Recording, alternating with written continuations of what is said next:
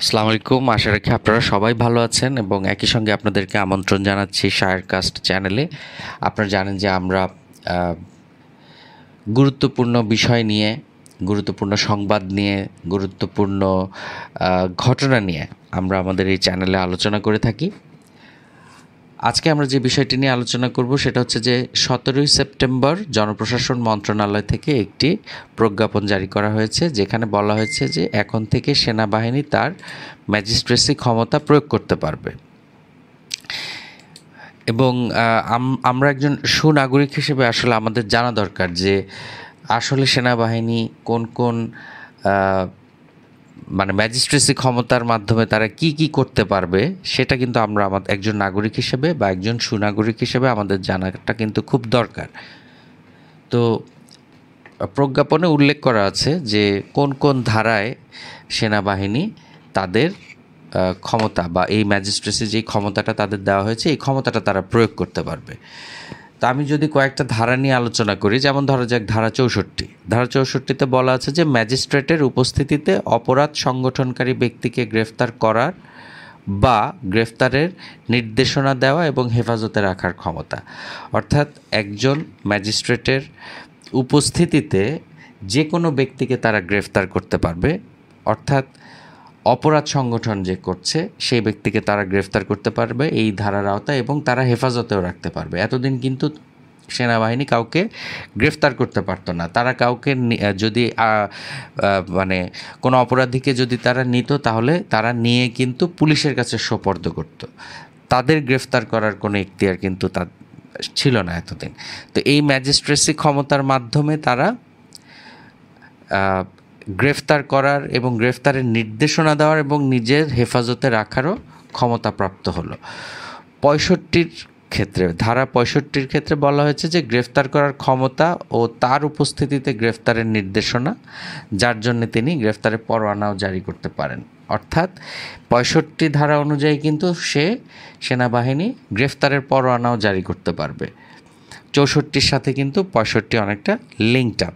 এরপরে ধারা 83 এবং 84-তে বলা হয়েছে যে ওয়ারেন্ট অনুমোদন করার ক্ষমতা বা ওয়ারেন্টের অধীনে গ্রেফতার হওয়া অভিযুক্ত ব্যক্তিকে অপসারণের আদেশ দেওয়ার ক্ষমতা।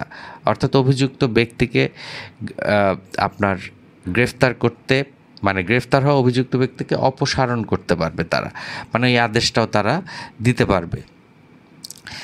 65/2 বলা হয়েছে, মানে ধারা 65/2 বলা হয়েছে যে নথিপত্র ইত্যাদির জন্য ডাক ও টেলিগ্রাফ কর্তৃপক্ষের দ্বারা অনুসন্ধান ও আটক করার ক্ষমতা। নথিপত্র ইত্যাদির জন্য ডাক ও টেলিগ্রাফ কর্তৃপক্ষের দ্বারা অনুসন্ধান, অর্থাৎ মানে আমাদের কারো যদি মোবাইল ট্র্যাকিংয়ের প্রয়োজন হয়, যে কোনো অপরাধী ব্যক্তিকে ওনারা মোবাইল ট্র্যাক করবেন, মোবাইল ট্র্যাকের মাধ্যমে তাকে ধরবেন, তার লোকেশন ট্র্যাক করবেন, সম্ভবত এই ধারার আওতায় আপনার তাদেরকে আটক করতে পারবেন এই ধারার আওতায়। ডাক ও টেলিগ্রাফ যেহেতু বলেছেন, এখন তো ডাক আর টেলিগ্রাফ সেরকম নাই, কিন্তু আমার মানে আমি যতটুকু বুঝতে পারছি যে হয়তো এই ধারার মাধ্যমে সেটা তারা ইমপ্লিমেন্ট করতে পারবেন। ধারা 100তে বলা হয়েছে ভুলভাবে বন্দি ব্যক্তিদের হাজির করার জন্যে অনুসন্ধান ওয়ারেন্ট জারি করার ক্ষমতা।